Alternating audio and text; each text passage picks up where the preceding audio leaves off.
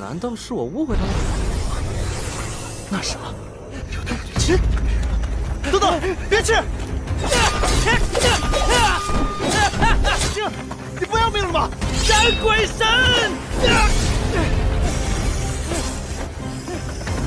这一只就是我的了！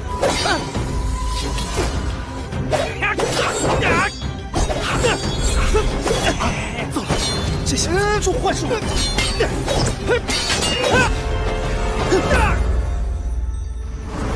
清醒点. Akan kembali menceritakan cerita Zhu Tianzi. Dan singkat ceritanya, Lin Fei akan melawan Kaisar Iblis karena sebelum itu dia memancing Raja Ular Iblis. Namun sayang, bukanlah Raja Ular Iblis yang datang, melainkan kaisarnya para Raja Ular Iblis. Dan bagaimana untuk ceritanya? Baiklah teman-teman, ini dia ceritanya.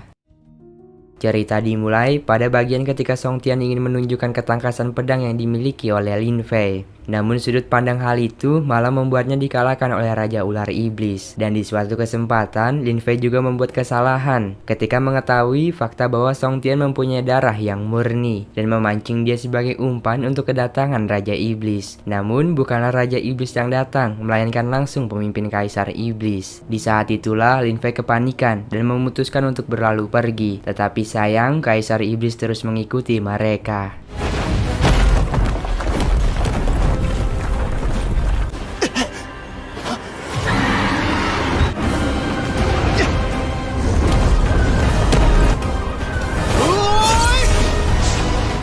Lin Fei terpental begitu jauh dan ketika sudah terdesak, nampaknya Kaisar Iblis mengenali sosok Lin Fei yang sebenarnya.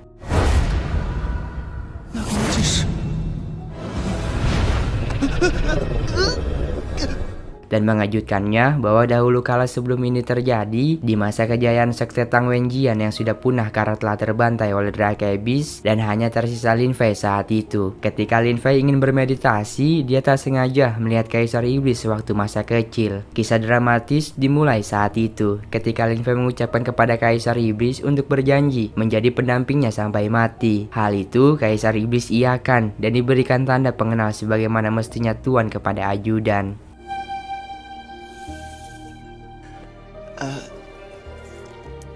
全是粘液，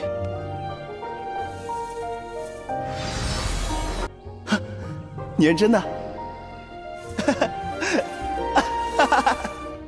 Hingga sampai di suatu kesempatan, Lin Fei berjanji di depan giok kematian para tetua dan murid yang sudah berjasa mati di tangan Drake Abyss. Lin Fei berpesan kepada Kaisar Iblis untuk yang terakhir kalinya, jika dia ingin pergi jauh dan tidak tahu akan kembali atau tidak. Kaisar Iblis tetap harus menjaga barang-barang langka di Gua Es Misterius sampai menunggu kedatangan Lin Fei.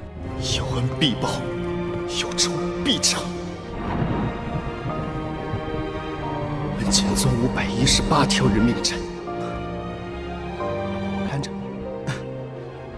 好好修炼，玄冰洞藏了好多宝贝，我去去就回。小小， Walau bagaimanapun persahabatan mereka memang cukup dekat. Hal itu ditunjukkan supaya kita mengerti bagaimana pentingnya sebuah janji yang harus kita tepati. Walau demikian, rasa kangen tak bisa kita pungkiri, tapi percayalah takdir akan terus mengikuti. 果然啊，真是个回来了，对不起啊。 让你等了这么久，化形反噬，难怪都妖帝了还没化形。 Ketika tubuh Xiao Yao atau Kaisar Iblis telah memasuki transformasi, atau kata lain kekuatan yang begitu hebat sudah tak sanggup menahan di tubuh Xiao Yao saat ini. Lin Fei berkata bahwa Xiao Yao harus segera memasuki bentuk manusia. Tak apa jika harus waktu yang begitu lama. Setidaknya Xiao Yao nantinya akan bisa menemani Lin Fei. 这化形沉睡的时间太长，为何我错过了？蛇大不由主，现在比我厉害，好了是不是？ 要是你化了人形，我想也没办法把你带在身边啊。还不快去化形？所以啊，就能一直陪着我了。放心吧，无论多久。 Walau pertemuan singkat itu yang sudah dinanti-nanti sejak ratusan tahun oleh Xiao Yao, memang sudah seharusnya ia bertransformasi ke bentuk manusia agar terus berdampingan kepada tuannya.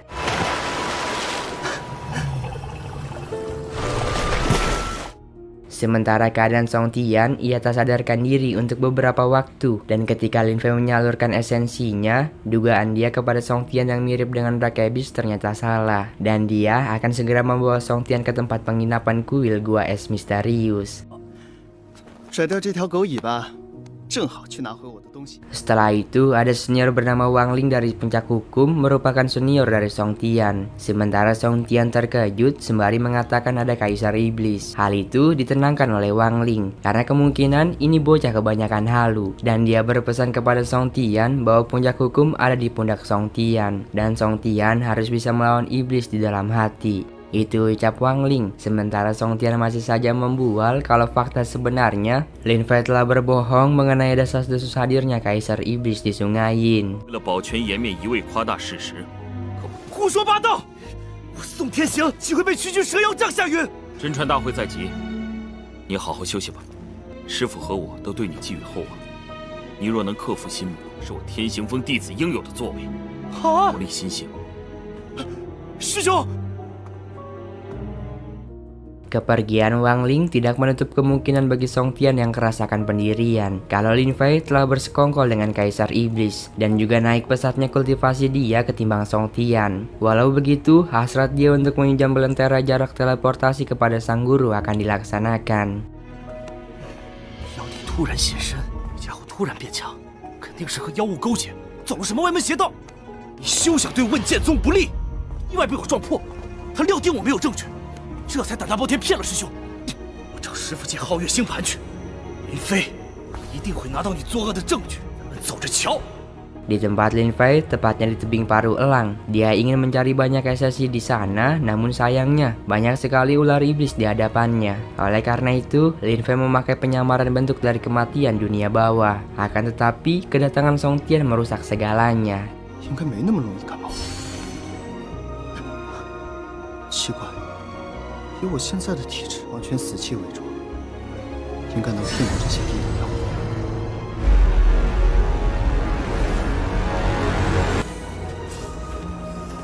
很好，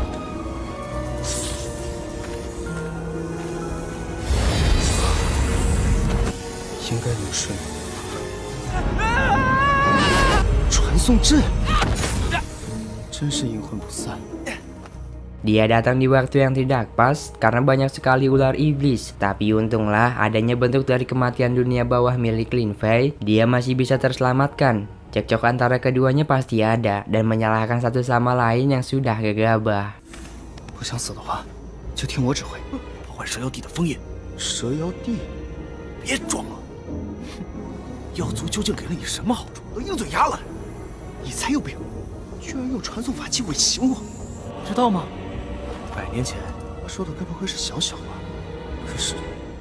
Namun di tengah pertikaian itu, Song Tian bercerita mengenai fakta tentang Kaisar Iblis bahwa ratusan tahun yang lalu Kaisar Iblis mampu menaklukkan para Kaisar Iblis tingkat atas dalam periode 10 tahun silam. Dan Kaisar Iblis itu disebut-sebut sebagai pemimpin Kaisar Iblis Sungai Yin. Tapi untunglah itu bukan Xiao Yao, karena mereka semua mati di tangan mantan ketua sekte Lin Fei dan Song Tian terdahulu, yaitu Master Shiva. 前代掌教赤发真人一怒之下，原来不是想。 Dan tiba-tiba ada mercusuar hebat di depan mereka dan Lin Fei beranggapan bahwa itu adalah harta spesial ketika barang langka jatuh ke dunia. Oleh sebab itu, berdebah Song Tian termakan ambisi ingin memiliki tanpa ia sadari bahwa di sekelilingnya banyak ular iblis meskipun hal itu sudah diperingati. Dan lebih gawatnya lagi, dia malah terjebak dalam ilusi sehingga membabi buta kalau Lin Fei ingin mencoba menahan dia agar tidak pergi. Walaupun hal itu sudah ditangani, tetapi bentuk dari kematian dunia bawah milik Lin Fei harus menghilang. 难道是我误会他了？那什么？有道理。等等，别去！你不要命了吗？斩鬼神！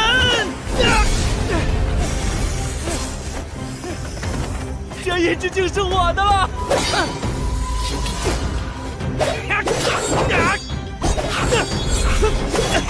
糟了，这些人出幻术！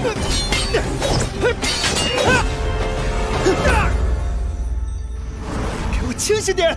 Cerita ini bersambung ketika Lin Fei dan Song Tian terjebak dalam lingkaran para ular iblis. Yang kecil kemungkinan mereka bisa selamat. Dari apa yang semuanya kita lihat memang cukup hebat. Tak hanya dalam segi siapa yang paling teratas di dalam dunia kultivasi, tapi dongwa ini dikemas dengan pembawaan kehidupan sehari-hari. Seperti persahabatan Lin Fei dan Xiao Yao. Walau Xiao Yao adalah hewan, tapi ia selalu menunggu kedatangan sang tuan. Meskipun Lin Fei menyadari tentang ia baru tereinkarnasi, tapi ia berjanji untuk tidak meninggali Xiao Yao kembali. Dan kita sebagai manusia seharusnya bersyukur kita diciptakan sudah paling yang sempurna di antara ciptaan Tuhan yang lainnya.